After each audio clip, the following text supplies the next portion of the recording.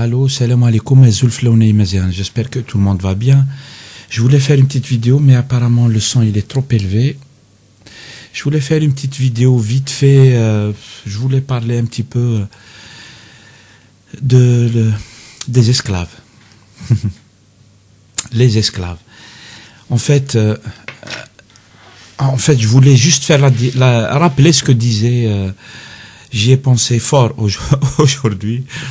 Ce que disait, comment il s'appelle, Malcolm X, à propos des esclaves des champs et les esclaves de la maison. J'ai pas revu l'extrait, mais je pourrais vous mettre le lien, comment il l'exprimait exactement. Mais il faisait la différence entre les esclaves des champs, qui eux souffrent, qui eux vivent vraiment dans une grande misère. Ils vivent, on les utilise pour le coton, pour la récolte du coton, pour les tâches, on les utilise comme des bêtes. En fait, ça c'est les esclaves des champs. Ils dorment dehors, ils ont faim, on les nourrit pas, on les frappe, etc., etc. Et il y a les esclaves de la maison.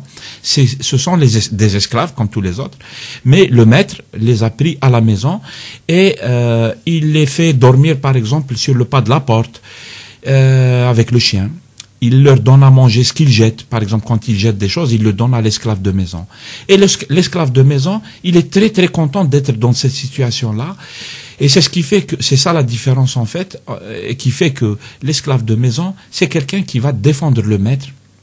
Comme disait Malcolm X, si la maison du maître elle brûle, l'esclave de maison il va aller la défendre, il va essayer de la sauver, etc. Par contre, l'esclave des champs, c'est celui qui ne pense qu'à la révolte, qui ne pense qu'à la liberté, qui dénonce et qui résiste à l'injustice de sa condition, de la condition dans laquelle il est, et il ne rêve que de brûler la maison du maître qui le fait souffrir.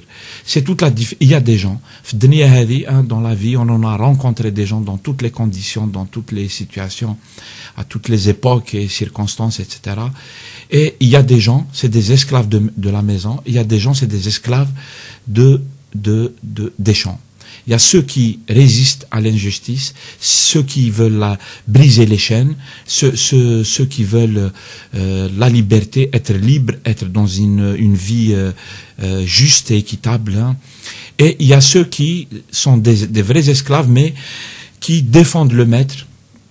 Quand le maître le punit, il lui donne 10 coups de fouet, ben l'esclave de maison, il te dit, mais mon maître, je le vénère, je l'adore, parce que il m'a donné que 10 coups de fouet, il aurait pu m'en donner 20. Et on les rencontre tous les jours, ce genre de personnes, tous les jours. Bien sûr que la majorité écrasante, ils s'en rendent pas compte. On croit tous qu'on est des gens libres, etc. Mais tu le remarques dans la vie, au quotidien, dans la relation de subordination, etc. Là, tu le remarques, tu vois la différence. Qu'on s'en rende compte ou pas, la constatation est exactement la même.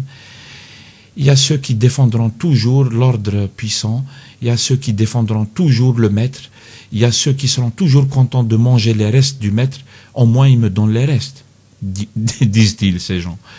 Et c'est un esprit, c'est une éducation, à la Belk, hein, c'est une éducation aussi. Et voilà, c'est tout, ça, j'y ai pensé toute la journée à cette condition des esclaves, de ceux qui se rebellent et de ceux c'est eux qui vont vénérer le maître, le défendre, et c'est eux qui sont utilisés souvent comme collabos, entre guillemets, harki, comme on dit chez nous, pour punir les autres esclaves et les frapper. Voilà. C'est tout. Salam alaikum.